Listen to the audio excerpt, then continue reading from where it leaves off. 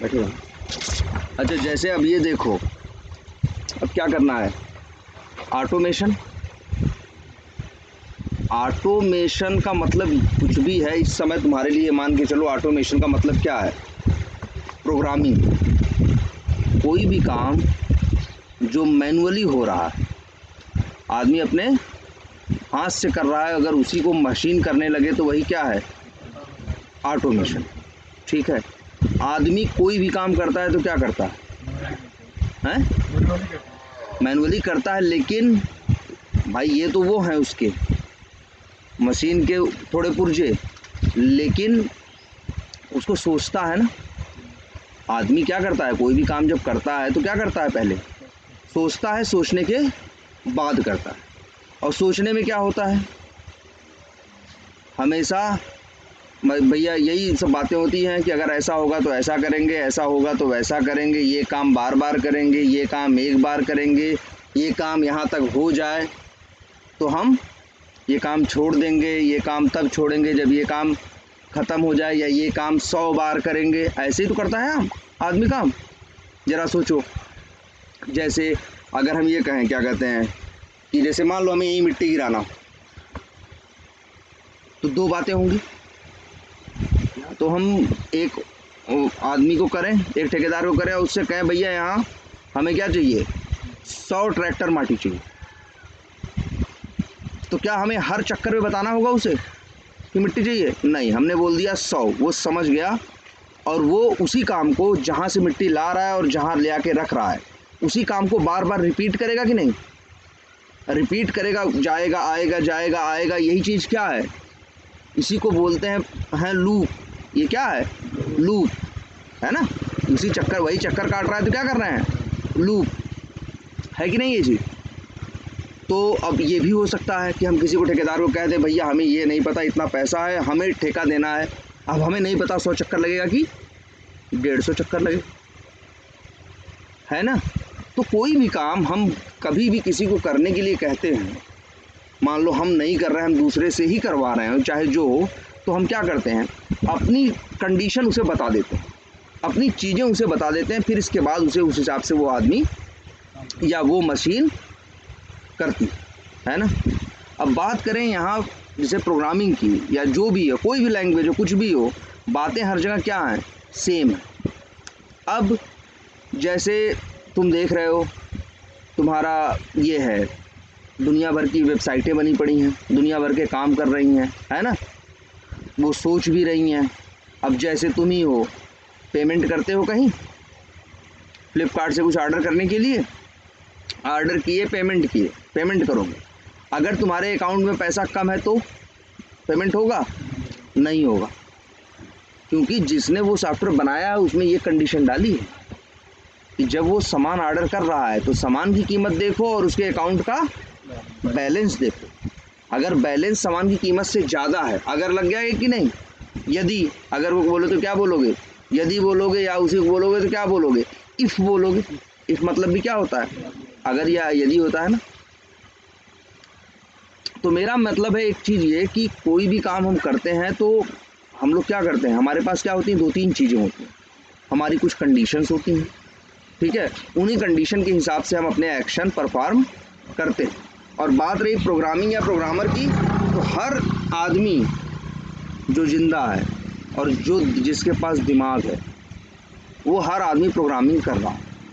अभी हम तुमसे ही कहें कि यहाँ से घर चले जाओ, क्या करो,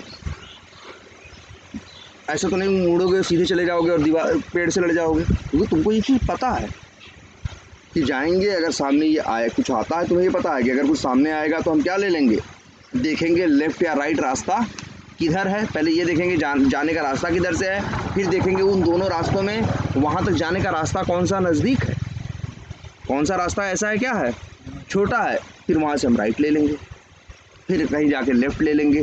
तो ये अगर मगर इस्तेमाल कर रहे हो कि नहीं, वही चीज़ क्या है, एक मान के चलो प्रोग्रामिंग, बस वही दिमाग, वही चीज़ हमको कहाँ डालना है, इस सिस्टम के अंदर। टेस्टिंग कर रहे हुए तो टेस्टिंग में क्या है, दो मेन काम, टेस्टिंग के सबसे दो मेन काम क्या है जानते हो, टेस्ट केस लिखना और टेस्ट केस एग्जीक्यूट करना। और टेस्ट केस लिखने में क्या करोगे, लॉजिक का इस्तेमाल करते हो ना भाई। टेस्ट केस में लिखा होगा कि पहले भैया लॉगिन पहले आप ब्राउज़र खोलो, है ना। टेस्ट केस में ही तो होता है, पहले ब्राउज़र लॉन्च करो, फिर यूआरएल ओपन करो, यूआरएल ओपन करने के बाद लॉगिन करो, लॉगिन करने के बाद चेक करो कि लॉगिन हुआ कि नहीं हुआ। लॉगिन नहीं हुआ है तो दूसरा यूज़र नेम पासवर्ड डालो, हाँ, या तुम्हारा यूज़र नेम पासवर्ड गलत है तो फॉरगेट पासवर्ड करके नया पासवर्ड रीसेट करो। अगर तुम वहाँ रजिस्टर्ड ही नहीं हो तो क्या करो, नया यूज़र बनाओ और फिर लॉगिन करो। और अगर लॉगिन हो जाता है तो चेक करो कि तुम होम पेज पे पहुँचे कि नहीं पहुँचे। फिर जैसे यही है कि भाई फ्लिपकार्ट सही से सर्च कर रहा है कि नहीं। अगर यही तुम्हें टेस्ट करना हो फ्लिपकार्ट सही से सर्च कर रहा है कि नहीं तो क्या करोगे, मे बी तुम हो सकता है ब्राउज़र लॉन्च करो, लॉगिन भी ना करो, ब्राउज़र लॉन्च करो, यूआरएल डालो, फ्लिपकार्ट पे पहुँचो, सर्च पे जाओ, वहाँ पे कोई चीज़ सर्च करो, लैपटॉप।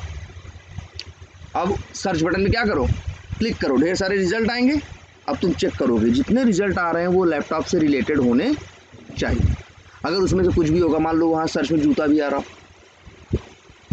अगर सर्च में जूता भी आ रहा तो क्या है, ये डिफेक्ट है कि नहीं, यही क्या है, डिफेक्ट है। तो तुम इसको मैनुअली टेस्ट कर रहे हो कि नहीं। अब हमें यही चीज़ क्या करना है, ऑटोमेट करना।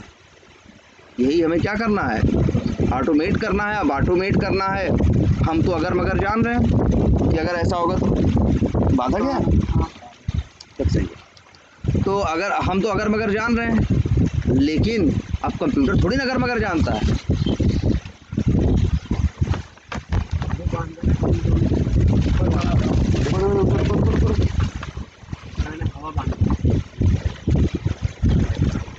बात ये है ना, अगर ये थोड़ा ये इसका बैलेंस गड़बड़ हो रहा है ना? तो पूरा है हवा प्रेशर पे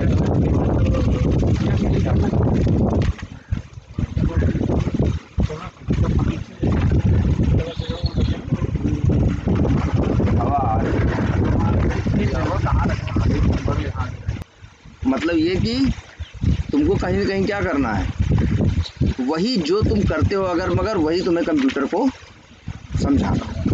अगर हमें तुम्हें समझाना हो तो क्या करें, हम हिंदी में बात करें। तुमको बताएंगे कोई चीज़ करनी हो तुमको, अगर हमें तुमसे कराना हो तो तुमसे कहेंगे भैया, अगर मान लो तुम्हें को हम कहीं कुछ काम करने के लिए भेजें तो कहेंगे भाई जाना, पहले ये देखना ये सामान मिल रहा है कि नहीं, अगर ये न मिले तो ये ले लेना, अगर ये न मिले तो ये ले लेना, अगर ये वहाँ कुछ भी नहीं मिल रहा है तो उस दुकान पे चले जाना, फिर वहाँ से ये लेके आना। समझाया कि नहीं समझाया, तुमने हिंदी में मेरी बात समझी और उसको गए और करके आए। अब वही चीज़ हमको क्या करना है, सिस्टम को समझाना। वही चीज़ हमें क्या करना है, सिस्टम को समझाना। तो अब उसके लिए जो लैंग्वेज है वो क्या होगी, अलग होगी। उसकी जो लैंग्वेज होगी वो क्या होगी, अलग होगी। जैसे हिंदी में समझा रहे हैं, कोई अंग्रेजी में समझाता है, कोई रसियन में, फ्रेंच में, अलग अलग लैंग्वेज में समझाता है। वैसे ही कंप्यूटर की दुनिया भर की भाषाएं हैं। जैसे और सब भाषाएं होती हैं ना, जैसे हिंदी इंग्लिश ऐसे, वैसे ही ये भी होती है। कंप्यूटर की लैंग्वेज भी कोई अलग नहीं होती, समझ रहे हो। बस उसको लिखने का तरीका थोड़ा अलग होता है, इसको लिखने का तरीका थोड़ा अलग होता है। और वही सेम चीज़ हमें क्या करना है, सिस्टम को समझाना है। तो उसकी भी एक भाषा होगी ना, जिस भाषा को सिस्टम समझाता होगा, समझता होगा, तो उसी भाषा में हमें वो चीज़ लिखनी। और दुनिया भर में बहुत सारी लैंग्वेज हैं, मेरे ख्याल से हज़ारों लैंग्वेज कंप्यूटर की। उसमें C, Java, C sharp, Perl, Python, PHP, Ruby, मतलब बहुत लैंग्वेज, ठीक है। उसमें से कोई एक लैंग्वेज तुम यूज कर सकते हो कंप्यूटर को समझाने के लिए। अब हम क्या यूज़ करेंगे, हम सोच रहे हैं इसके लिए यूज़ किया जाए क्या, जावा, ठीक है। तो हमें क्या करना है, पहले जावा को समझने के लिए अपने सिस्टम पे वो इन्वायरमेंट क्रिएट करना है, और शायद तुम लोग कर चुके हो। तुम लोगों को सबसे पहले अपने सिस्टम पे क्या करना है, JDK इंस्टॉल करना है, और तुम लोगों ने शायद JDK इंस्टॉल किया है।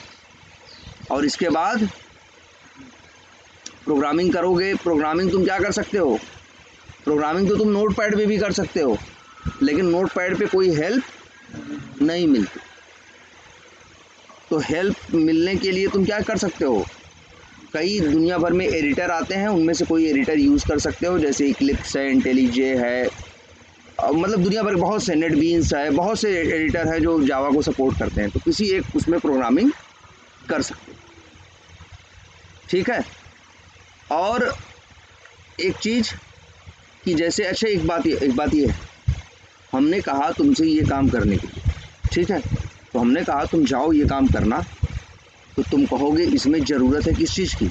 पैसे की। तुमने कहा इसमें ज़रूरत है किस चीज़ की?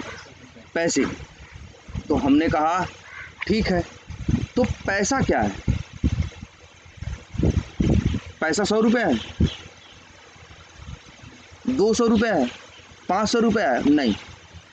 समझा जाए तो पैसा क्या है? एक वेरिएबल है कि नहीं? मैथ पढ़ते थे तो चर अचर हुआ करता था कि जो बदले वो क्या है? वो चर था, और जो न बदले वो क्या था? अचर था। वही इंग्लिश में आ जाओ तो उसी को इंग्लिश में चर को बोलते हैं क्या? वेरिएबल। और अचर को बोलते हैं क्या? कांस्टेंट। कांस्टेंट मतलब जो फिक्स हो, और चर मतलब या वेरिएबल मतलब जो क्या हो? बदला। ठीक है। हो सकता है हम इस काम के लिए भेजें तो पैसा कुछ और दें, उस काम के लिए पैसा भेजें तो पैसा कुछ और दें, है कि नहीं? तो कुछ चीज़ें ऐसी हैं जो क्या हो सकती हैं? बदल सकती हैं। या फिर हम ये भी कह सकते हैं कि जाओ हम तुमको दे रहे हैं शुरू में 500 रुपये, लेकिन जाओ अगर वहाँ तुम्हें कम पड़ रहा हो तो वहाँ बगल में एक आदमी है मेरा, तुम उससे जाके जो कम पड़ रहा हो उससे और ले लेना 500, या उसको एक काम करना, हमने कहा कि भैया जाओ ये 300 रुपये ले, तुमने कहा ठीक, और हमने तुमको ये भी कह दिया, गए तुम वहाँ, तुमने कहा यार पैसा क्या है? तुम गए सामान पूछे, कहा पैसा कम है, और हमने उसमें लगा रखी थी, तुमसे बता रखा था कि अगर पैसा कम पड़े, मतलब एक कंडीशन लगाई कि नहीं लगाई, एक इफ़ लगाया कि नहीं लगाया, अगर पैसा कम पड़े तो वहाँ जाना, उस आदमी को ये 300 रुपये देना और उससे 500 की नोट ले लेना, बाकी हम देख लें। तो तुम गए, उससे 300 दिए उसको और 500 की नोट लिए और गए अपना सामान खरीद के लाए। तो पैसा क्या है? बदल रहा है कि नहीं? किसी काम के लिए 500 दे रहे हैं, किसी काम के लिए 1000 दे रहे हैं, किसी काम के लिए 2000 दे रहे हैं। तो ये क्या है? ये मतलब तो पैसा हम तुम अब अच्छा एक चीज़ और ये देखो, समझो सबसे बड़ी बात, और पूरी यूनिवर्स की, पूरे ब्रह्मांड की जो भाषा है वो जानते हो क्या है? सिर्फ एक भाषा है। ब्रह्मांड एक ही भाषा समझता है और वो है गणित। ब्रह्मांड की जो भाषा है असली वो क्या है? मैथ। मैथ के अलावा और कोई भाषा नहीं है। अब हम देखो, कोई भी चीज़ होती है तो कहीं न कहीं उसे क्या करते हैं? मैथमेटिकल फॉर्म में उसको क्या करते हैं? तोड़ते हैं। कंप्यूटर भी जो जानता है वो क्या जानता है? सिर्फ एक ही भाषा जानता है, तो वो क्या है? मैथ। भाषा, लैंग्वेज सिर्फ एक ही है और वो क्या है? मैथ है। अब तो भाई मैथ है तो तुम्हें पता है मैथ में या गणित में कोई सवाल करो तो उससे क्या होते हैं? स्टेप्स होते हैं ना, कि पहले ये करना है, फिर भाग देना है, फिर देखो फिर जी गुणा करना है, फिर ये चेक करना है कि ऐसा हुआ कि नहीं, फिर ये करना है। यही तो होती है मैथ की भाषा। कुछ स्टेप जो होते हैं मैथ में, क्या होते हैं? स्टेप्स होते हैं ना, कुछ और तो नहीं होते। अब वही स्टेप्स तुमको समझाने हैं, और मैथ के सवाल में इस्तेमाल किसको करोगे? यार मैथ की कोई सवाल हो, बीजगणित याद करो, बिना क माने ख माने कुछ होता नहीं था ना।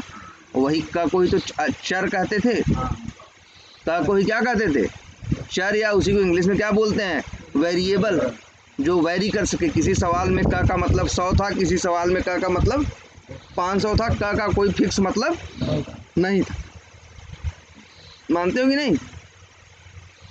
तो हम लिखते थे ना भाई, अगर गणित का कोई सवाल करने को कह दे तो तुम कहते थे कि पहले क में 100 का गुणा करो, फिर ये करो, फिर ख में उसको जोड़ो, फिर ये करो, ग में। तो क्या लिख रहे हैं? स्टेप्स लिख रहे हैं कि नहीं लिख रहे हैं? और उसमें क ख यूज़ कर रहे हैं ना, और वही क ख क्या थे? चर था, वेरिएबल था। अब वही आएगा कंप्यूटर में। अब कंप्यूटर क ख तो नहीं लिखेगा, तो क्या लिखेगा? अब जो वही है, वही लोग जो मैथ पढ़ते थे शुरू में क ख लिखते थे, 9वीं 10वीं में 11वीं में जाने के बाद XY लिखने लगते हैं। तो भैया हिंदी में लिखोगे तो क ख लिखोगे, अंग्रेजी में लिखोगे तो अंग्रेजी में थोड़ी क ख लिखोगे, अंग्रेजी में क्या लिखोगे? एक्स और वाई लोगे। और फार्मूला, अब देखो कोई काम करने का क्या होता है, हमेशा फार्मूला होता है ना, कोई काम करने का क्या होता है, फार्मूला। अब फार्मूला क्या इनके लिए बनाया गया है? जैसे मान लो बीए का कोर्स बनाया गया, पहले तो नहीं था ना, बाद में किसी ने बीए का क्या बनाया, कोर्स बनाया। तो उसमें क्या लिखे, स्टेप्स लिखे ना, कि भैया एक स्टूडेंट आएगा, एडमिशन लेगा, अंदर जाएगा, फिर उसका 6 महीने पढ़ेगा, फिर एग्ज़ाम होगा, फिर क्या होगा, पास या फेल होगा। 2 कंडीशन आएंगी, या तो पास होगा या तो फेल। पास होगा तो पीछे रह जाएगा, फेल होगा तो आगे निकल जाएगा। फिर इसके बाद अंदर जाएगा, दूसरा साल पढ़ेगा, तीसरा साल पढ़ेगा, ऐसे ऐसे करके पूरा बनेगा। अब बताओ, शुरू में ये लिखने वाला जिसने ये बताया होगा कि बीए बनेगा, ऐसा होगा वैसा होगा, वो कौन रहा होगा, आदमी रहा होगा ना। तो उसमें उसने क्या लिखा होगा उसके स्टेप्स में या फार्मूले में। मान लो हमने बनाया तो हम क्या लिखेंगे कि राहुल आएगा, राहुल एडमिशन लेगा, ये करेगा, ये लिखेंगे। राहुल लिख दिया तो फिक्स हो गया कि भैया पढ़ने कौन आएगा, सिर्फ राहुल आएगा, ये तो हो गया कांस्टेंट, ये तो हो गया अचर भैया, मतलब जो राहुल नाम का होगा वही पढ़ेगा, बाकी लोग नहीं पढ़ेंगे। तो उसने कैसे बनाया होगा, फार्मूला या स्टेप्स लिखे होंगे ना, बीए करने के क्या स्टेप्स हैं, उसने 20 लाइन लिखी होंगी, उसमें लिखा होगा। वो राहुल नहीं लिखेगा, वो लिखेगा क्या, स्टूडेंट।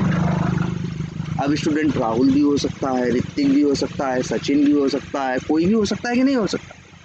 तो वो स्टूडेंट क्या है, वेरिएबल, उसकी वैल्यू क्या हो सकती है। तो उसने एक फार्मूला बना दिया।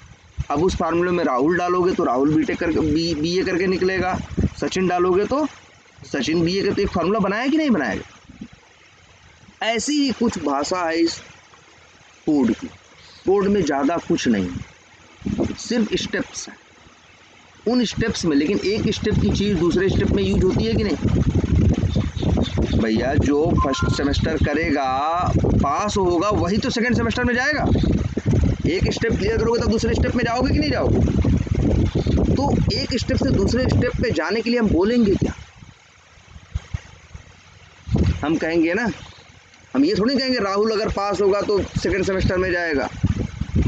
हम तो कहेंगे स्टूडेंट अगर पास होगा तो सेकंड सेमेस्टर में जाएगा, फेल होगा तो फर्स्ट सेमेस्टर में वापस ही रहेगा। तो यहाँ पे जो राहुल है, राहुल नहीं लिखेंगे, बोलेंगे हम क्या बोलेंगे, स्टूडेंट। और स्टूडेंट क्या है, वेरिएबल।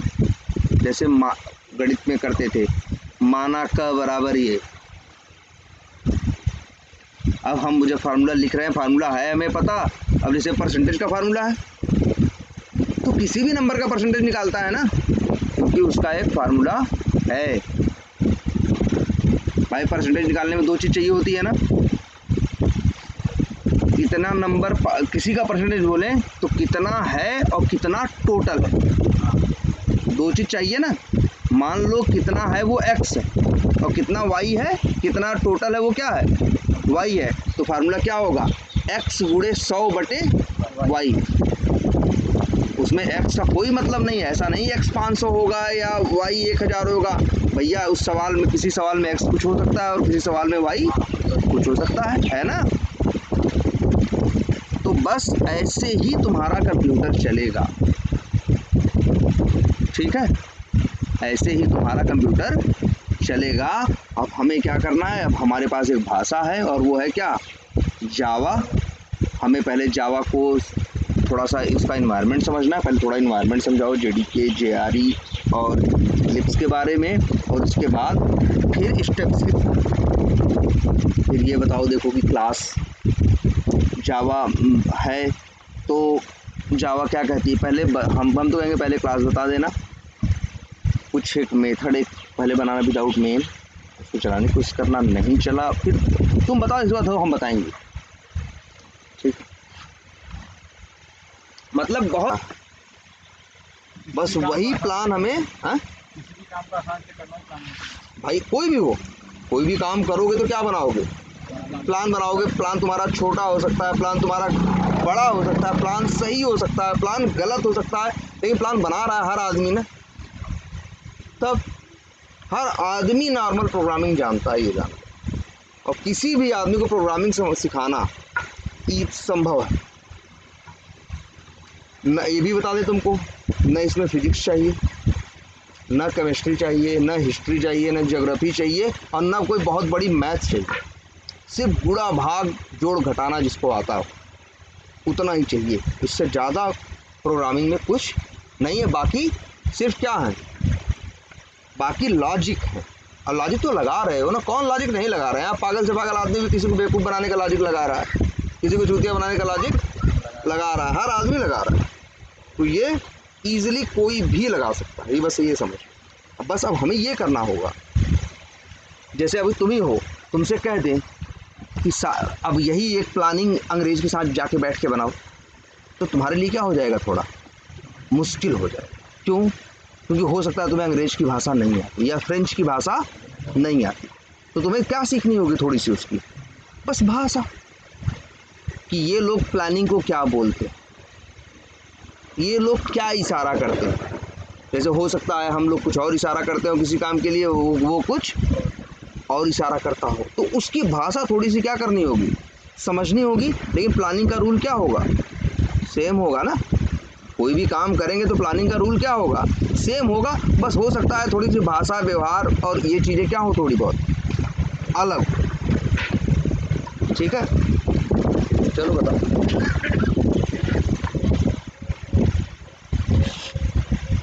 तो हम लोग जावा से मतलब प्रोग्रामिंग करेंगे, तो हमारे सिस्टम पे जावा का EXE होना ज़रूरी है।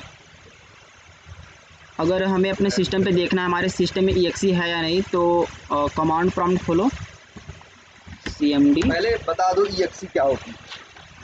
EXE पता है?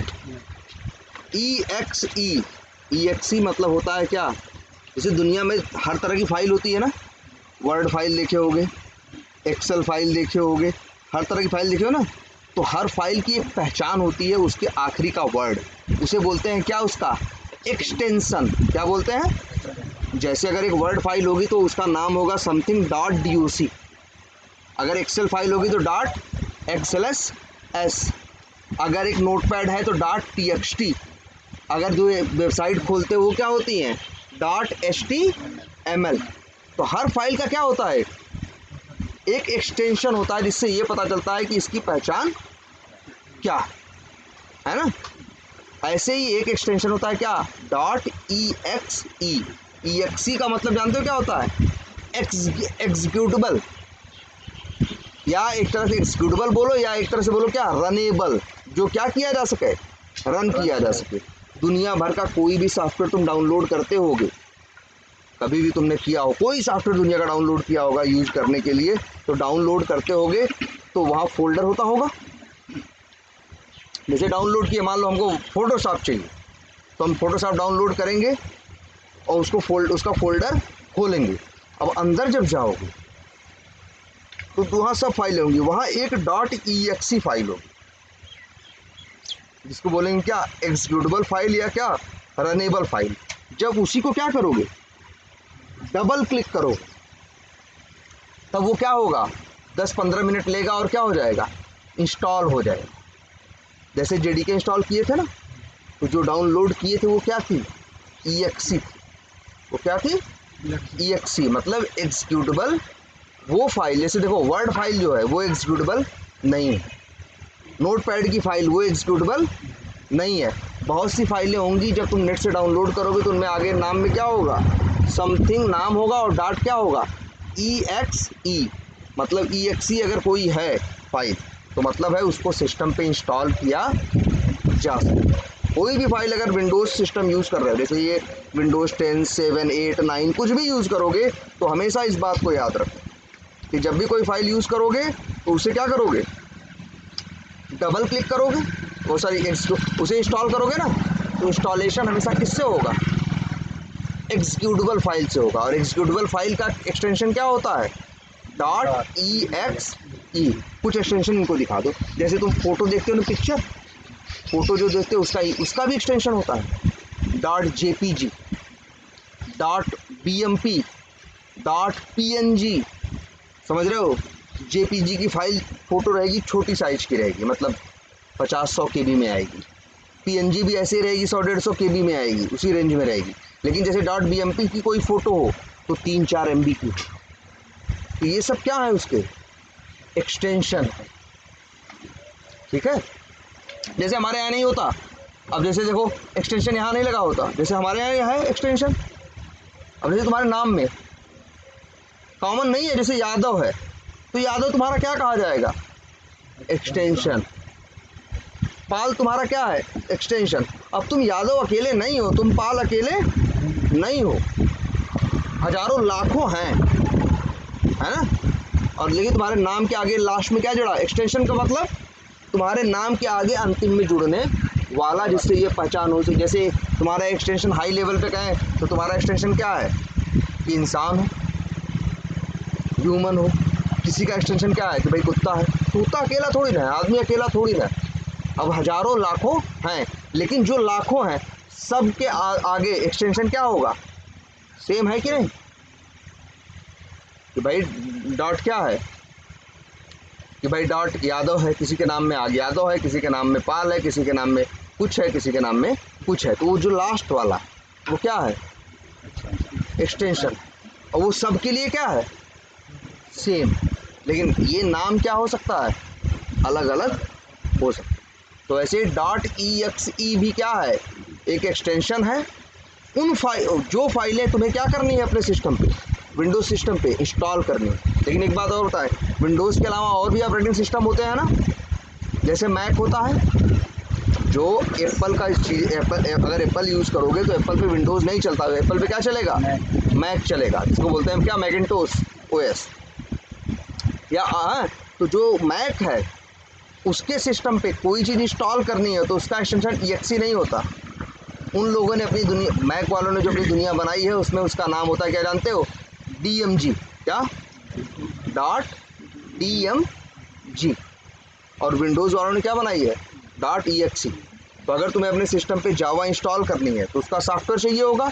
अगर तुम्हारे पास, अगर जावा की साइट पे डाउनलोड करने जाओगे तो वहाँ पूछेगा तुमसे तो भैया डाउनलोड तो करने आए हो, लेकिन क्या है तुम्हारे पास सिस्टम, मैक है कि विंडोज़ है कि लाइनक्स है। अगर तुम बताओगे विंडोज़ वाला ऑप्शन चुनोगे तुमसे exe डाउनलोड करवाएगा, मैक वाला डाउनलोड ऑप्शन चुनोगे तो तुमसे क्या डाउनलोड करवाएगा, DMG। और अगर लाइनक्स वाला ऑप्शन चुनोगे तो तुमसे .sh या .tar ऐसी कोई फाइल डाउनलोड कर। ठीक है, चलो बताओ आगे हम बताएंगे, हट जाए तभी से।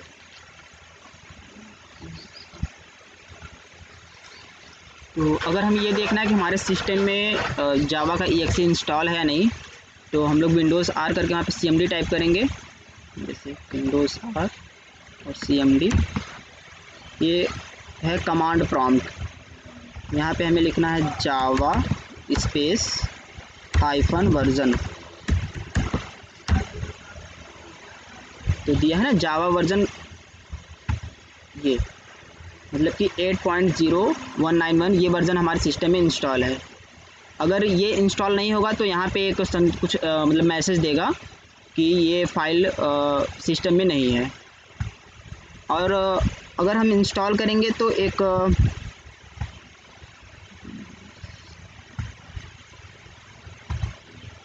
एक सी ड्राइव में एक फ़ोल्डर बनता है, program files and program files. देखो एक प्रोग्राम फाइल्स है, एक प्रोग्राम फाइल्स x86 है। तो जो प्रोग्राम फाइल्स है इसमें 64 बिट, मतलब कि हमारा अगर हमें सिस्टम अपना देखना है तो मतलब कितने बिट का है, तो यहाँ से प्रॉपर्टीज़ में जाओ,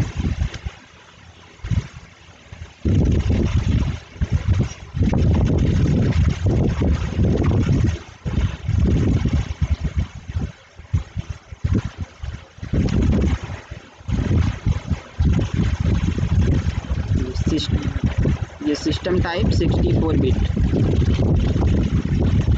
मतलब हाँ 64 बिट। कुछ सिस्टम होते हैं 32 बिट के और कुछ सिस्टम होते हैं 64 बिट के। हाँ साइज होती है। अगर हम कभी भी डाउनलोड करने जाओ जावा का exe, तो वहाँ पे देता है कि 64 बिट आपको डाउनलोड करना है या 32 बिट। तो हमें अपने सिस्टम के अकॉर्डिंग, मतलब हमारा सिस्टम 64 बिट का है या 32 बिट का है, तो उसके अकॉर्डिंग हम डाउनलोड करते हैं।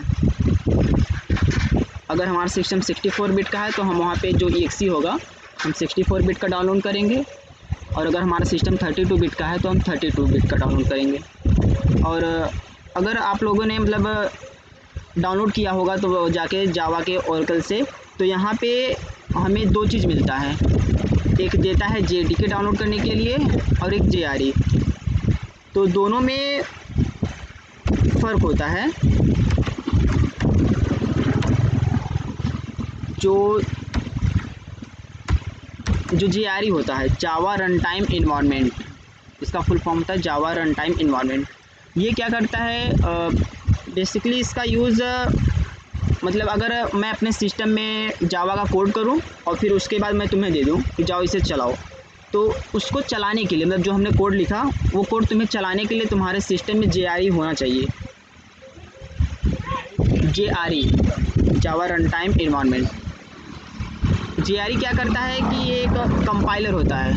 कंपाइलर मतलब कि जैसे अगर मुझे हिंदी आ रही है और अगर कोई चाइनीज़ है तो उसे हिंदी नहीं आ रही है, अगर मैं उसे हिंदी में बात करूँगा तो वो मतलब हमारा लैंग्वेज वो नहीं समझ पाएगा। अगर चाइनीज़ वाला हमें कुछ कहेगा तो हम उसकी बात नहीं समझ पाएंगे। तो अगर मैं एक ऐसे बंदे को पकड़ूँ जिसको दोनों लैंग्वेज आती है, मतलब कि मैं अगर हिंदी बोलूँ तो वो उसको चाइनीज़ में बताए और वो चाइनीज़ वाला फिर जो बोले वो हमें हिंदी में बताए। तो सेम ऐसे हर लैंग्वेज का एक रूल होता है। तो जावा के पास है कंपाइलर, जो हम लोग जो भी कोड करेंगे अभी आगे, तो वो उसे बाइनरी कोड में बदलता है। बाइनरी कोड मतलब कि 101010, क्योंकि सिस्टम हमारा ये डायरेक्ट जो हम भी लिख रहे हैं, जैसे अगर कुछ भी मैं लिख रहा हूँ सिस्टम पे, तो वो डायरेक्ट इसे नहीं समझता, वो हमेशा बाइनरी समझता है 1010। तो कंपाइलर क्या करेगा, जो मैं अभी कोड करूँगा उसको वो बाइनरी में चेंज करेगा कंपाइलर हमारा।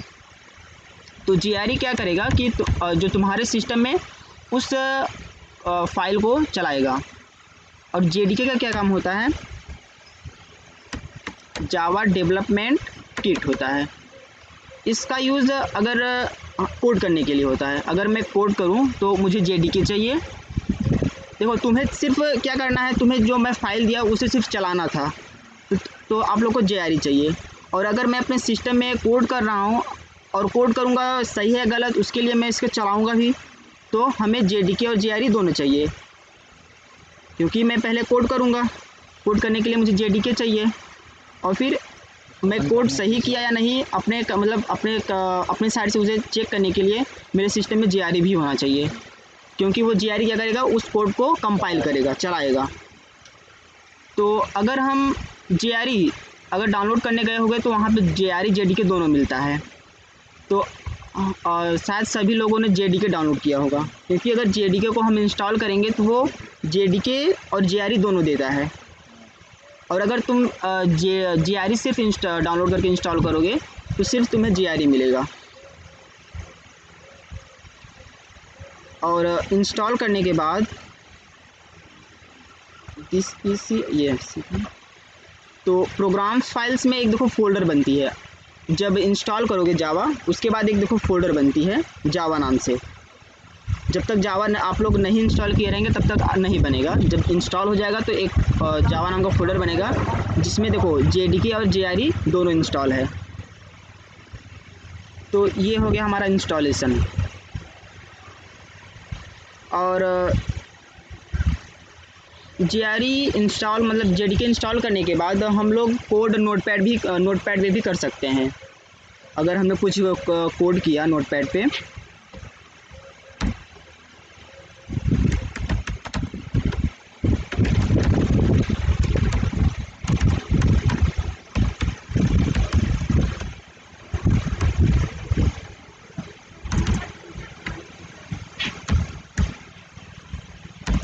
तो जब इसको जब हम सेव करेंगे तो इसका एक्सटेंशन क्या होना चाहिए, .java।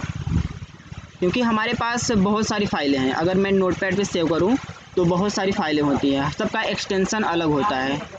अगर मैं इसे सिर्फ सेव करने जाऊं तो देखो यहाँ पे क्या है, .txt है। और अगर मुझे यही फाइल मुझे जावा में सेव करनी है तो मतलब नाम लिखूँगा कुछ भी, जो नाम लिखना है, फिर उसके बाद डॉट जावा लिखना पड़ेगा हमें, डॉट जावा। तो ये होता है एक्सटेंशन, मतलब जितने भी प्रोग्रामिंग लैंग्वेज हैं जैसे सी, सी प्लस प्लस, जावा, पाइथन, सबका एक्सटेंशन अलग होता है। जो फाइल होती है वो एक्सटेंशन पहचानती है। अगर हमारे पास कोई एक्सेल फाइल है तो उसका एक्सटेंशन .slx होता है, और डॉक फाइल है मतलब डॉक्यूमेंट तो .docx होता है, PDF फाइल है तो .pdf होता है। मतलब इस तरह सभी का एक्सटेंशन अलग अलग होता है। तो अगर हम नोटपैड पे कोड करें तो यहाँ पे भी हम कोड कर सकते हैं, लेकिन यहाँ पे प्रॉब्लम ये होती है, अच्छा एक चीज़ कि जावा ना केस सेंसिटिव लैंग्वेज है। केस सेंसिटिव लैंग्वेज का मतलब कि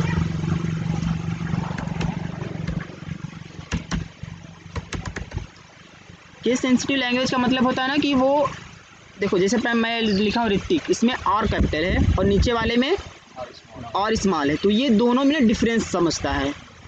केस सेंसिटिव लैंग्वेज का मतलब कि जो स्मॉल हम लिखते हैं और जो कैपिटल लिखते हैं दोनों में वो डिफरेंस होता है, ये होता है मतलब केस सेंसिटिव। तो इसके लिए यहाँ पे अगर केस सेंसिटिव, हाँ, तो मतलब इसका जैसे अगर मैं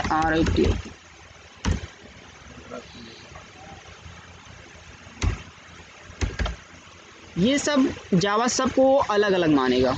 मैं लिखा हूँ एक ही चीज़ अपने लिए, लेकिन सबको वो अलग अलग माने, क्योंकि वो है केस सेंसिटिव लैंग्वेज। अगर मैं नोटपैड में कोड करूँ, नोटपैड में हम कर सकते हैं, लेकिन यहाँ पे हमें क्या सजेशन का ये ऑप्शन नहीं होता है। जो मतलब कोड करेंगे वही इस पर होगा, और फिर उसके बाद इसे उसमें कमांड प्रॉम्प्ट में इसे कंपाइल करेंगे, फिर उसके बाद रन करेंगे।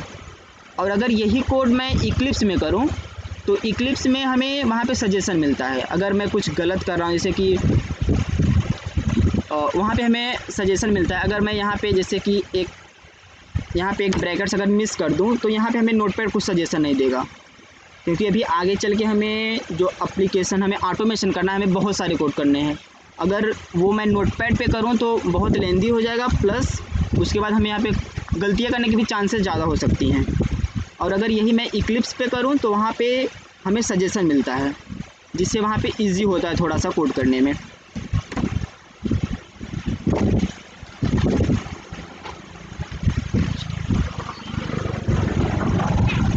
इक्लिप्स अगर आप लोग इक्लिप्स को इंस्टॉल नहीं किया जाता, अगर आप लोग डाउनलोड किए होंगे तो इक्लिप्स मतलब इसका पहले तो एक ही था, मतलब कि जाके अगर हम वहाँ पे हमें एक जिप फाइल मिलती थी। अगर आप इसे डाउनलोड करने जाओ नेट से तो वहाँ पे हमें जिप फाइल मिलता है। उसका भी इसका भी देखो एक्सटेंशन अलग होता है, .zip जिप फाइल में क्या होता है कि सभी जो है ना कंप्रेस, मतलब कि उसमें पूरा कंप्रेस करके रखा रहता है, फिर उसे हम एक्सटेंड करते हैं तो वो पूरा उसे ओपन करता है। जैसे ये देखो फाइल, ये क्या है, इस समय कोई जिप फाइल पड़ा है, मतलब कि इसके अंदर अगर मैं इसे ओपन करना चाहूँ तो इससे पहले मुझे एक्सट्रैक्ट ऑल करना पड़ेगा, तो ये फिर ओपन होगा, फिर इसके अंदर जो एप्लीकेशन पड़ा होगा उसे हम इंस्टॉल कर पाएंगे। तो सेम ऐसे ही जो इक्लिप्स है, इक्लिप्स अगर फर्स्ट टाइम आप लोग डाउनलोड करोगे तो वहाँ पे हमें एक जिप फाइल मिलती है, उसे हमें एक्सट्रैक्ट करना होता है, और एक्सट्रैक्ट करने के बाद हमें इसे एक फाइल मिलती है।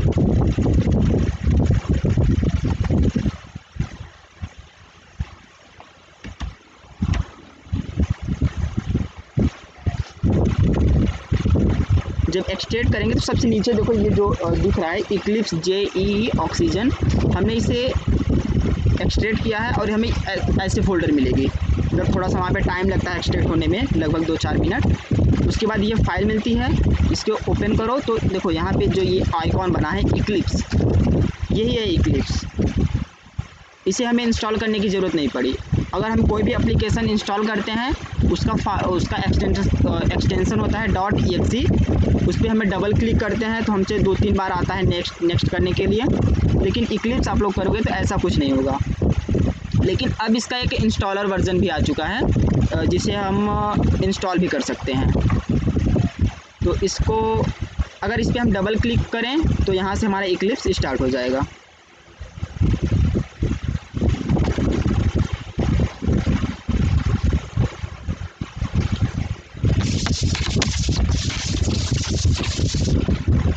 इक्लिप्स पे अगर हमें कुछ काम करना है तो हमें देखो पहले हमें एक वर्क स्पेस बनाना पड़ता है। जैसे कि हम लोग यहाँ पे फ़ोल्डर बनाते हैं, ये जो फोल्डर दिख रहा है ठीक इसे इक्लिप्स में ना वर्क स्पेस बोलते हैं।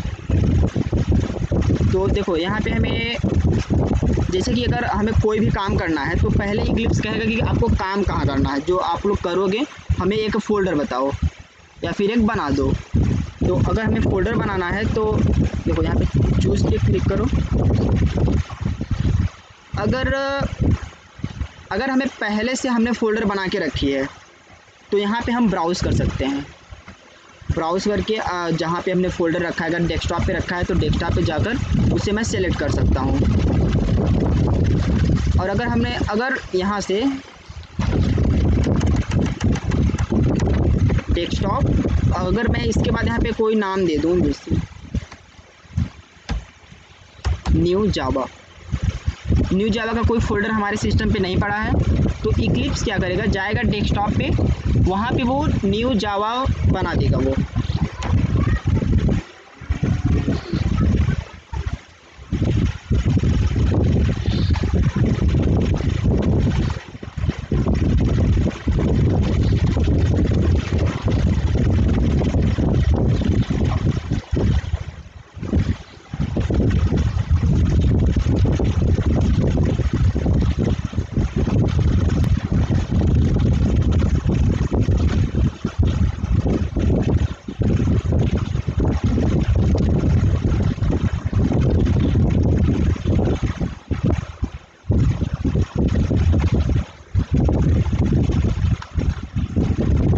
ये हमारा वेलकम स्क्रीन है, इसे आप यहाँ से क्लोज कर सकते हो।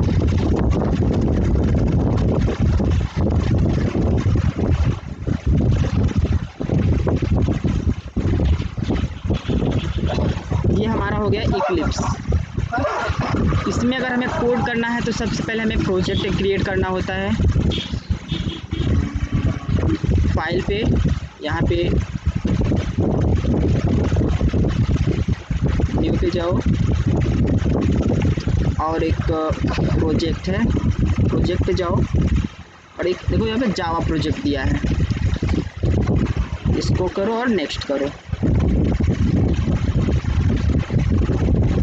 प्रोजेक्ट का नाम हम कुछ भी दे सकते हैं।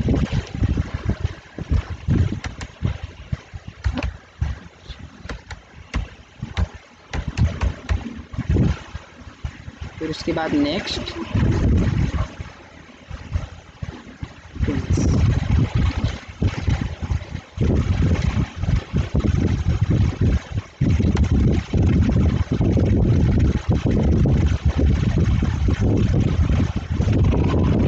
ये देखो हमारे एक जावा वर्क स्पेस बन के आ गया। और यही चीज़ जो हमने फ़ोल्डर बनाया था न्यू जावा करके डेस्कटॉप पे थी ना,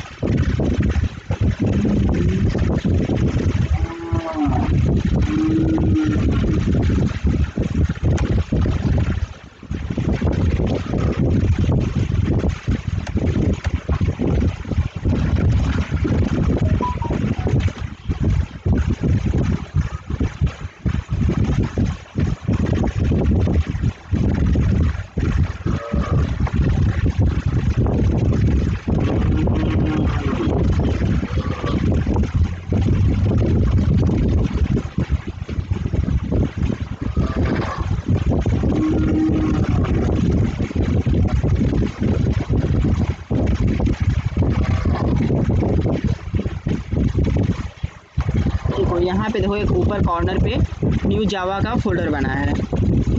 ये जब हम इक्लिप्स लॉन्च किए थे तो वहाँ पे हमने ये नाम दिया था न्यू जावा करके, तो वो एक वर्क स्पेस बनाया है। और वर्क स्पेस के अंदर हम लोगों ने एक वो बनाया है प्रोजेक्ट। एक हम लोगों ने प्रोजेक्ट बनाया है, तो वो देखो वो प्रोजेक्ट का नाम क्या है, जावा वर्क स्पेस। तो ये चीज़ देखो इसके अंदर भी होगा, क्या है, जावा वर्क स्पेस। और इसके साथ एक मेटा डेटा की फ़ाइल भी होती है। जब हम वहाँ पे वर्क स्पेस क्रिएट करते हैं तो एक इसके साथ मेटा डेटा की फ़ाइल बन के आती है। और तो जावा वर्क स्पेस के अंदर क्या है, SRC है, बीन सेटिंग। तो SRC के अंदर देखो अभी कंप्लीट, अभी कुछ नहीं है, एम्प्टी फोल्डर है।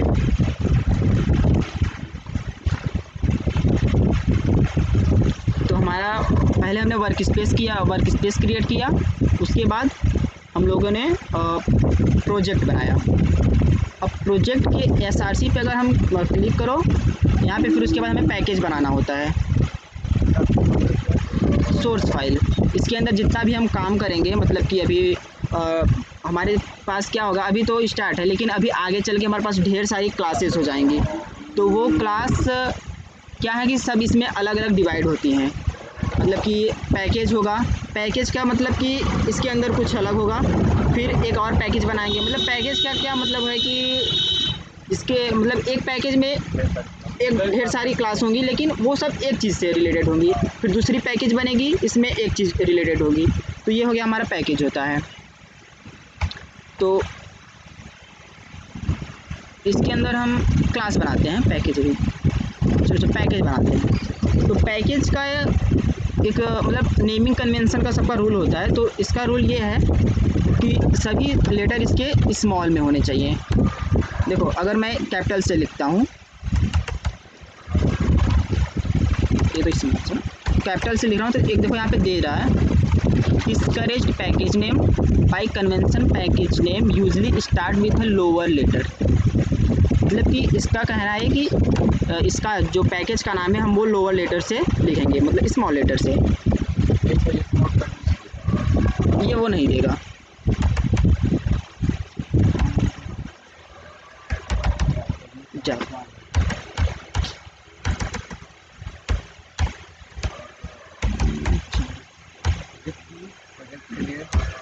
प्रोजेक्ट के लिए हम नाम रख सकते हैं कैसे भी, नहीं वो नहीं फ़र्क मानता, उसके लिए नहीं।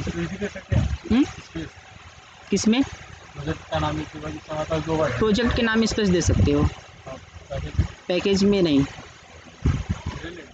पैकेज में नहीं दे सकते। देखो यहाँ पे इनवैलिड दे रहा है। और हम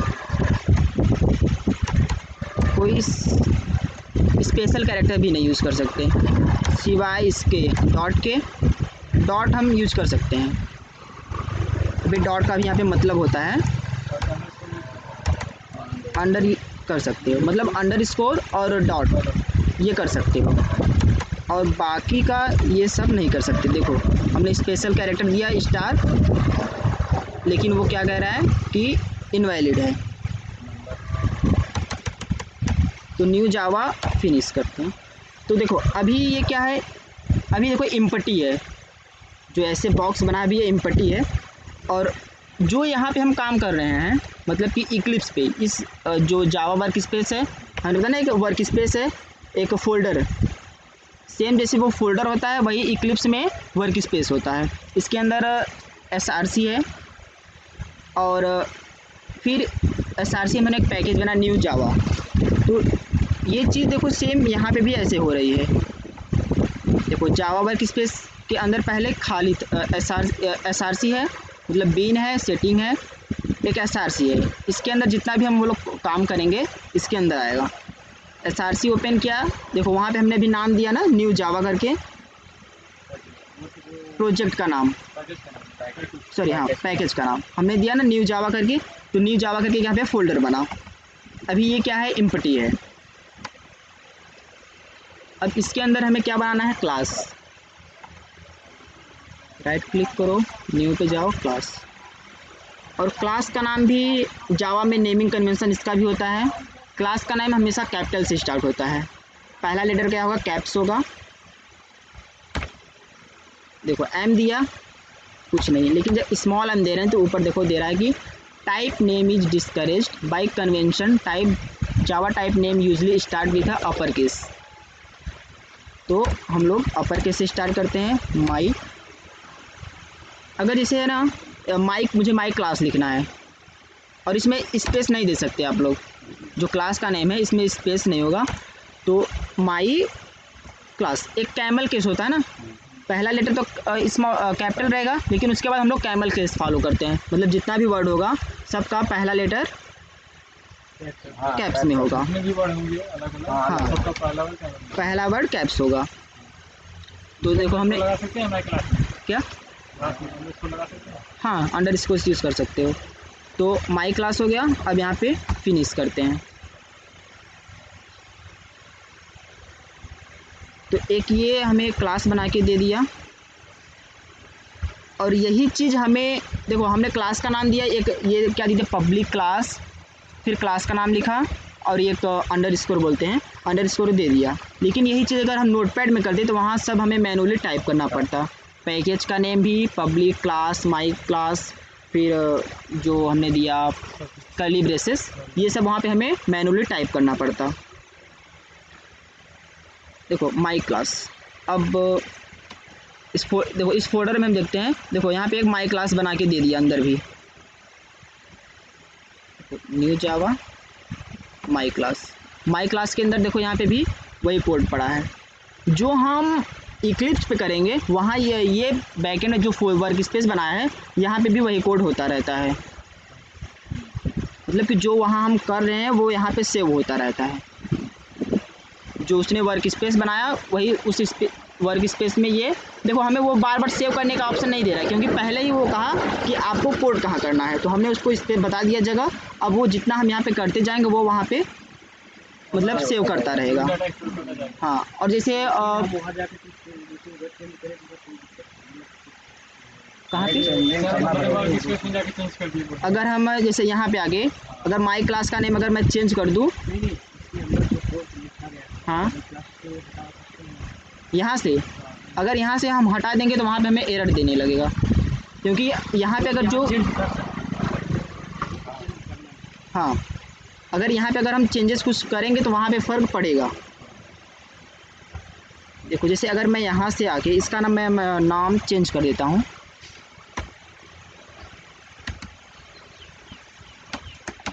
माई जावा क्लास, पहले था माई क्लास, हमने कर दिया माई जावा क्लास। सेव हो गया ये।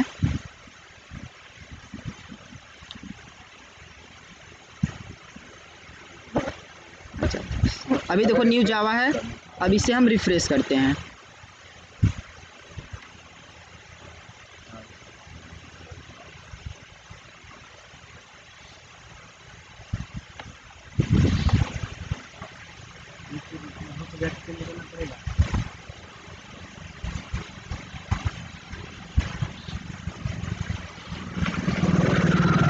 इसका देखो क्लास का नेम तो चेंज हो गया, लेकिन जो अंदर लिखा है क्लास वो नहीं चेंज हुआ है, तो यहाँ पे हमें उसको भी चेंज करना पड़ेगा।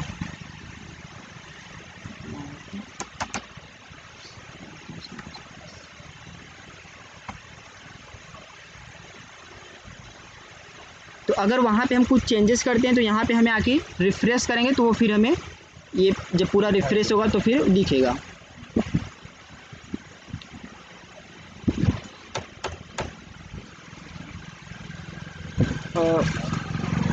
मतलब कि अगर हमें जावा स्टार्ट करनी है कोडिंग के लिए तो वहाँ पे हमें एक क्लास होना ज़रूरी है।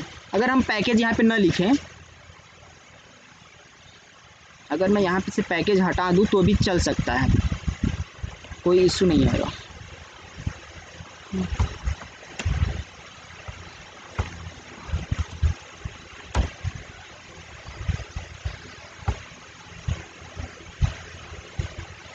ये SRC सीधा मैं क्लास बनाता हूँ बिना पैकेज किए। प्रोजेक्ट में सीधा क्लास।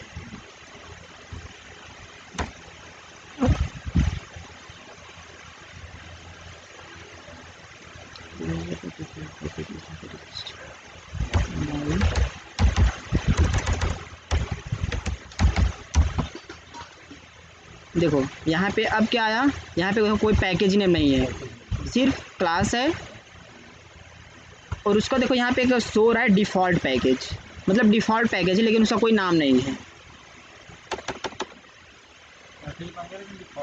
हाँ डिफ़ॉल्ट है।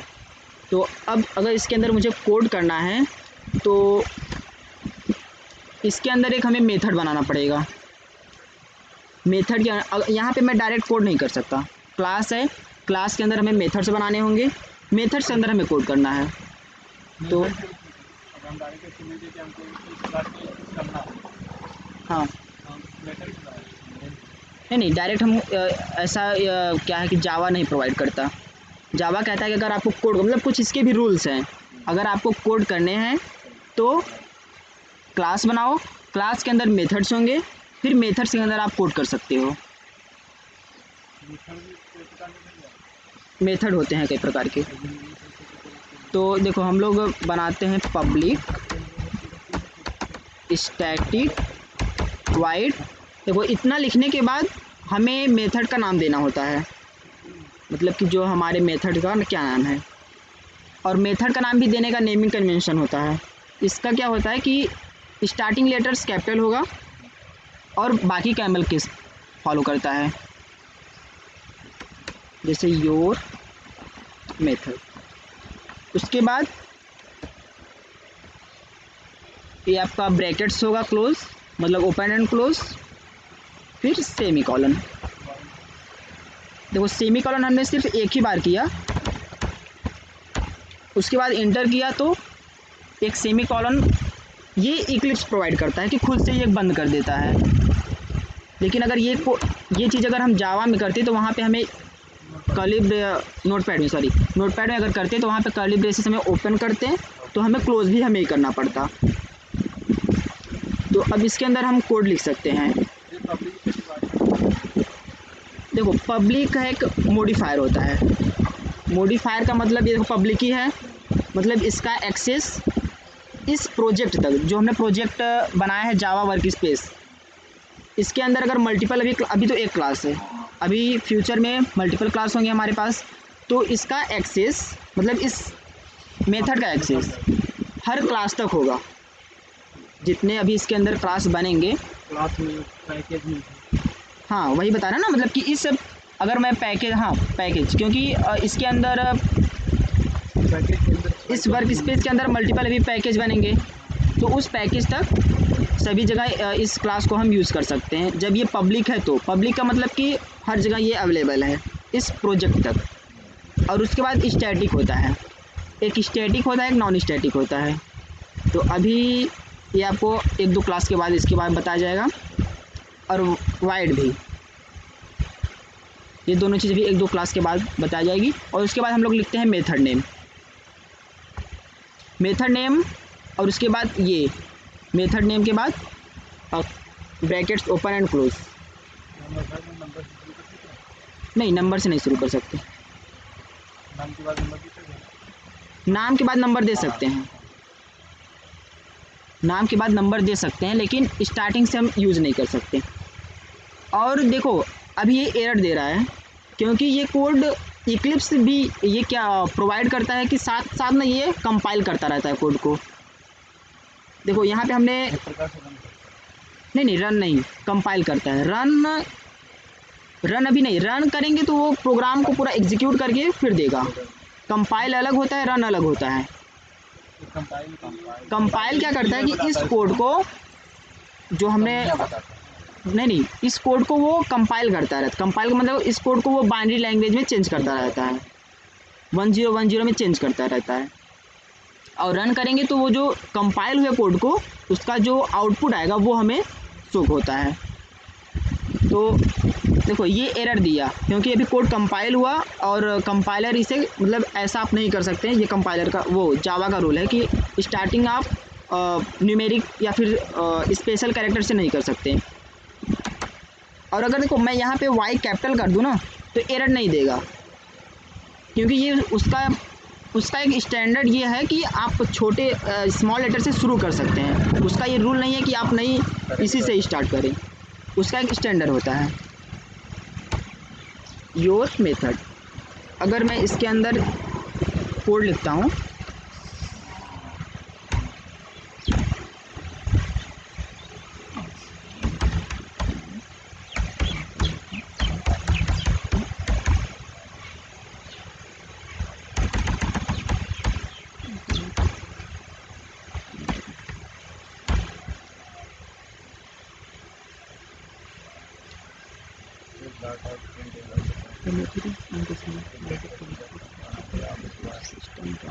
आउट से बगल ब्रैकेट।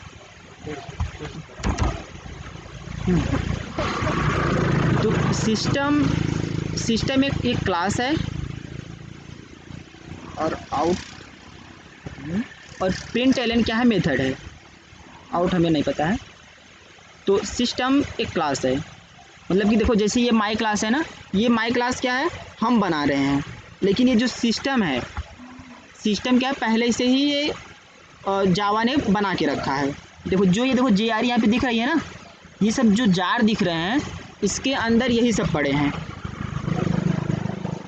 इसके अंदर इसे जो सिस्टम का कोड है, ये एक जार में करके रखा हुआ है, जिसे हम डायरेक्ट यूज़ कर पा रहे हैं। जैसे क्या हुआ, स्टैटिक है, मतलब कुछ क्या है कि इसके अंदर पहले से ही चीज़ डिफाइन है। जावा के अंदर कुछ चीज़ें पहले से ही डिफाइन है। जैसे ये प्रिंट एलन है, प्रिंट एलन ये हमारा मेथड नहीं है, ये पहले से ही डिफाइंड मेथड है। हाँ, ये जावा वालों ने पहले से ही डिफाइन करके रखा है। डिफाइन कहाँ है, इसी जार फाइल्स में। ये जो जब हम इंस्टॉल करते हैं तो हमें उसके अंदर मल्टीपल्स जार मिलते हैं, उस जार के अंदर यही सब डिफाइन है। तो system dot out println हमने लिखा, इसके अंदर हम डबल कोट्स में अगर कुछ भी लिखेंगे,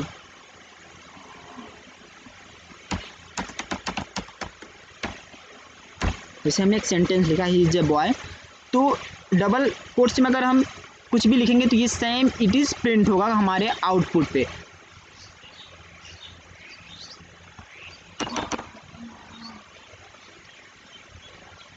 तो अगर हमें इस प्रोग्राम को रन करना है, देखना है आउटपुट क्या आता है, तो ये रन बटन है, यहाँ पे क्लिक करो, ओके।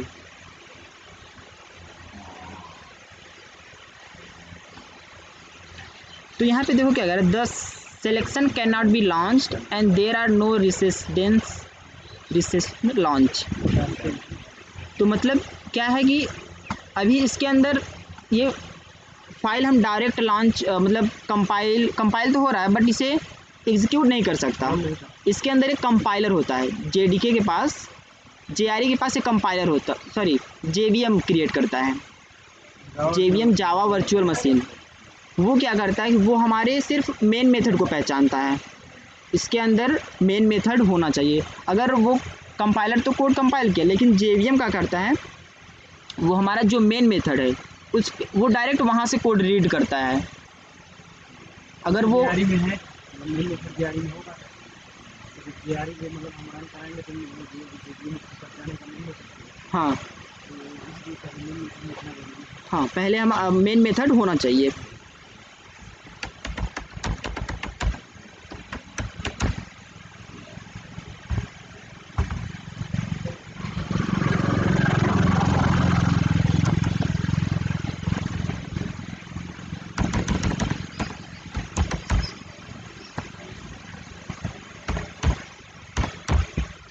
देखो ये हमारा मेन मेथड है, पब्लिक स्टैटिक वाइड मेन, और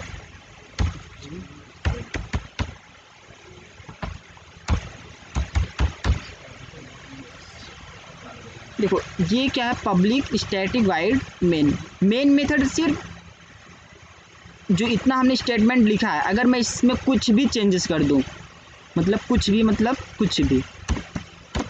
अगर M कैपिटल कर दूं, तो वो JVM इसे नहीं पहचानेगा, क्योंकि ये क्या है, केस सेंसिटिव लैंग्वेज है। जो उसको पता है सेम वैसे ही अगर यहाँ पे मिलेगा तो वो इसे पहचानेगा, नहीं तो वो नहीं पहचानेगा। अगर मैं यहाँ से पब्लिक हटाकर प्राइवेट कर दूँ, या फिर स्टैटिक को हटा दूँ यहाँ से, तो वो इसे नहीं पहचानेगा।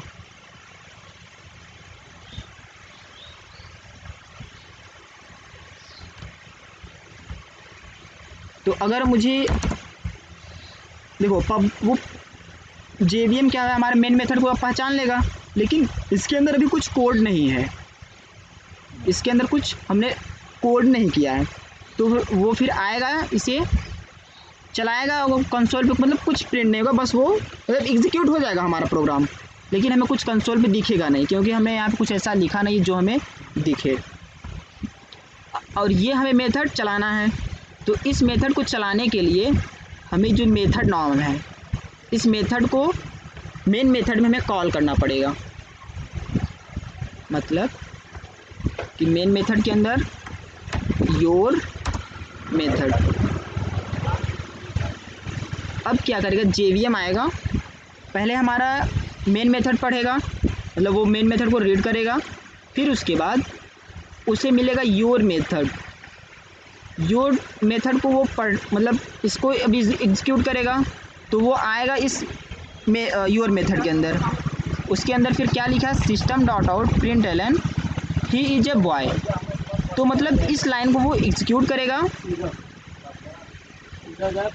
इस लाइन को वो एग्जीक्यूट करेगा, फिर उसके बाद ये कर्ली ब्रेसेस, देखो एक लाइन मिला, इसको JVM रीड किया, इसके बाद नीचे कुछ लाइन है नहीं है, उसके बाद उसे क्या मिला, कर्ली ब्रेसेस क्लोज, फिर यहाँ से वो इस मेथड से बाहर हो जाएगा। मेथड से बाहर होने का मतलब ये लाइन क्या हुआ, पूरा चल चुका। फिर उसके बाद क्या मिलेगा, इसे देखो कर्ली ब्रेसेस। अगर इसके बाद अगर हम कुछ और लाइन अगर इसके बाद कुछ और लाइन होता तो वो लाइन चलेगा। जब कुछ नहीं है इस तक कर्ली ब्रेसेस मिला तो वो क्या हो गया, मेन मेथड मतलब पूरा चल चुका उसका। फिर आउटपुट हमें देखने को मिलेगा कंसोल पे। अब देखो हम यहाँ पे रन करते हैं,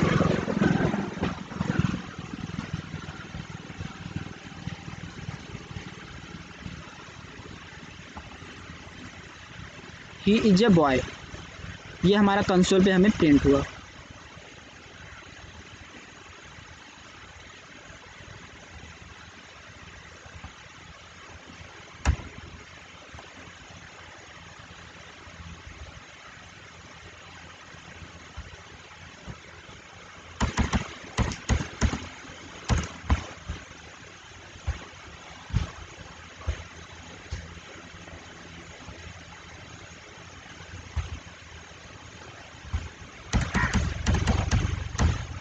मतलब कि अगर कोड जब भी एग्जीक्यूट होगा तो एग्जीक्यूशन के लिए हमारे क्लास में मेन मेथड होना ज़रूरी है, वरना फिर ये क्या होगा, कोड हमारा कंपाइल होगा लेकिन रन नहीं होगा। क्योंकि JVM क्या करता है कि हमें हमारे सिर्फ मेन मेथड को ही पहचानता है। अगर देखो मैं एम में कुछ जैसे ए कोई मैं कैपिटल ए कर दिया, अब देखो रन कराता हूँ,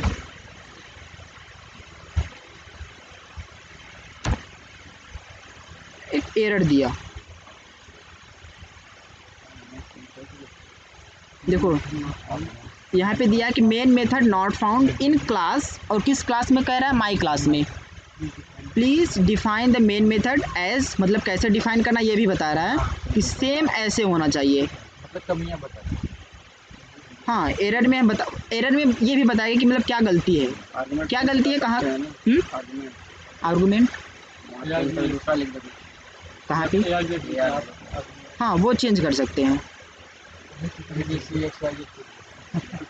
तो पब्लिक स्टैटिक वाइड मेन, ये चीज़ बोल रहा है कि यहाँ पे लिखने के लिए। तो अगर मैं इस ए को सही कर दूँ, अब रन कराएं तो अब हमें आउटपुट मिलेगा।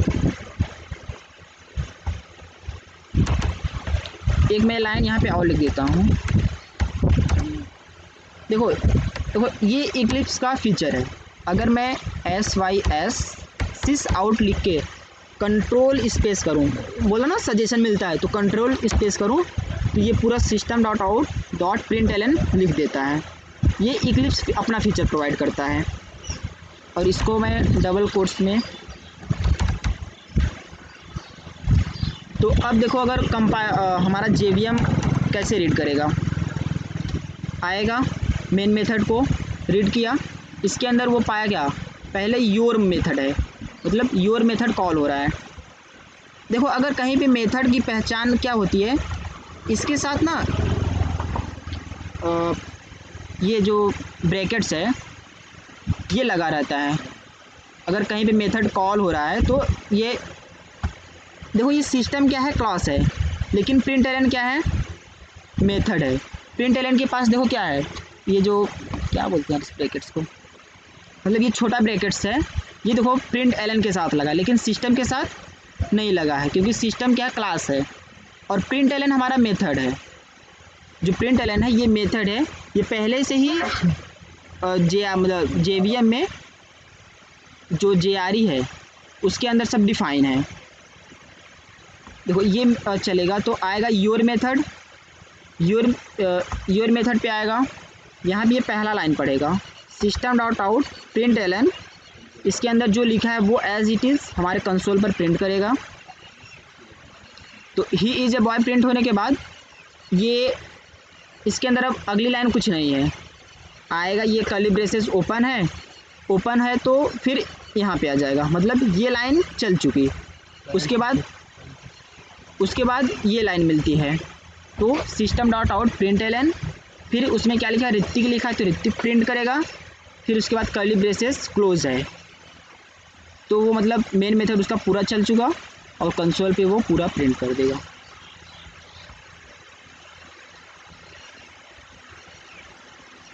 ये चीज़ मतलब मेन मेथड में चाहे जितनी लाइन है लाइन बाय लाइन सब चलेगी। शुरू से पढ़ेगा। हाँ, पहले जो मिलेगा उसको पढ़ेगा, पैरेंथेसिस बोलते हैं। पैरेंथेसिस। हाँ जैसे हम लोग मेन मेथड में एक मेथड कॉल करा लिया, फिर हाँ। बिना कॉल कराए किसी में चला और रन नहीं करता है ना। क्या मेन मेथड में किसी को हम मेथड कॉल करा लिए, जैसे मेन मेथड हमने योर मेथड को कॉल किया है। हाँ, जैसे कोई और नीचे मेथड उसमें हम डायरेक्टली जाके किसी को कॉल कराएं, मतलब जिसे कॉल ना कराएं, जैसे फर्स्ट को कराएगा टू को ना कराए सीधा थर्ड को कराए नहीं करेगा वो काम। एक मिनट, हाँ, और 4 रुपये लिख के देता हूँ।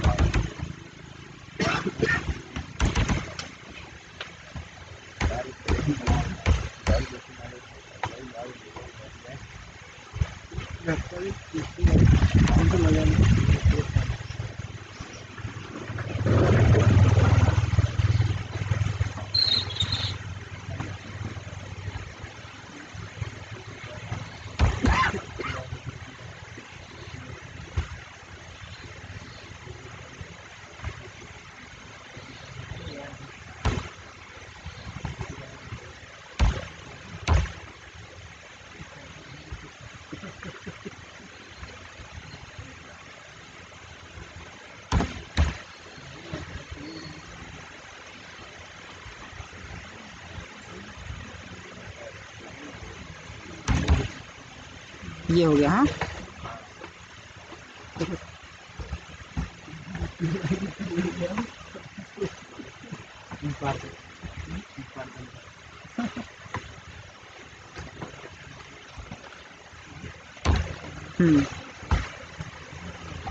अब क्या कह रहे थे? मेन मेथड में हम लोग किसको कॉल कराएं, योर मेथड को। योर मेथड को ना। हाँ, और इससे नीचे मेथड है M1 है M2 है M3 है। जैसे M3 में हम डायरेक्ट जाके M2 को कॉल कराएं तो M3 में जाके हम M2 को कॉल किए। हाँ तो हो जाएगा सर। हाँ हो जाएगा। हाँ देखो, अगर मैं M3 में आके M2 को कॉल करता हूँ, हो गया कॉल। तो देखो ये कब चलेगा, ये मेथड कब चलेगा, जब M3 चालू होगा जब M3 हमारा मेन मेथड में कॉल हुआ होगा। तो अभी तो कॉल नहीं है, तो अगर मैं M3 को कॉल करता हूँ, कॉल हुआ अब तो चली जाएगा। हाँ, तो देखो कैसे चलेगा, कैसे योर मेथड चलेगा, मतलब योर मेथड चलेगा तो योर मेथड के पास आएगा, इसको पूरा रीड करेगा, फिर उसके बाद जब इसे ये ब्रैकेट्स मिलेगा कर्ली ब्रेसेस क्लोज, तो ये इस मेथड से बाहर जाएगा, फिर से मेन मेथड में फिर से उसको दूसरी लाइन मिलेगी system dot out println, मतलब ऋतिक प्रिंट करेगा। फिर उसके बाद हमने कॉल किया है M3 को, M3 चलेगा, तो M3 में आएगा तो इसको पहली लाइन क्या मिली है M2, अब M2 चलेगा, M3 आएगा, M3 को पहली लाइन मिली M2, तो M2 चलेगा। M2 में क्या लिखा है system dot out println M2, मतलब ये M2 जो इसमें हमने लिखा है वो प्रिंट करेगा। फिर कर्ली ब्रेसेस क्लोज, अभी M3 में फिर से आएगा क्योंकि अभी ये पूरा चला नहीं है, तो M3 में आएगा, ये लाइन तो चल चुकी, ये लाइन चल चुकी ना, तो अब ये लाइन चलेगी system dot out println N3, तो अब ये लाइन चलेगी। मेन मेथड ना होगा तो कॉल नहीं करेगा। क्या मेन मेथड जैसे नहीं कंप्लीट करेगा कॉल नहीं करेगा। हाँ, मेन मेथड में M3 हटा देंगे तब नहीं कॉल होगा। देखो अब हम प्रोग्राम को रन करते हैं, देखो यार ही इज़ अ बॉय पहले यूर मेथड चला, यूर मेथड में system dot out println he is a boy, तो उसने किया है ही इज ए बॉय। फिर दूसरी लाइन क्या थी, system dot out println Hrithik, तो ऋतिक प्रिंट किया यहाँ पे। फिर तीसरा है क्या, m3 कॉल हुआ तीसरे लाइन में, तो m3 फिर आएगा m3 को पढ़ेगा, m3 में क्या कॉल हुआ है, पहला लाइन m2, तो m2 कॉल होगा। m2 में जब चलेगा तो ये लाइन m2 प्रिंट करेगा। फिर ये कर्ली ब्रेसेस, अब अगर इसके बाद कोई और लाइन लिखी होती तो वो लाइन चलती, अगर इसके बाद कोई लाइन नहीं है तो कर्ली ब्रेसेस उसे मिला, मतलब कर्ली ब्रेसेस क्लोज है, इस मेथड से बाहर आएगा और कहाँ जाएगा, यहाँ आएगा।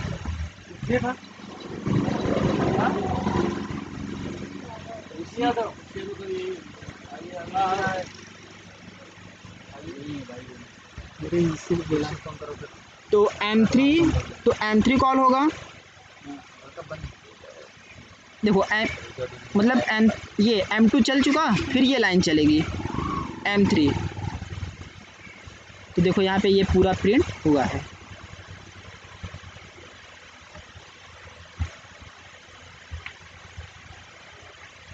बदल से बस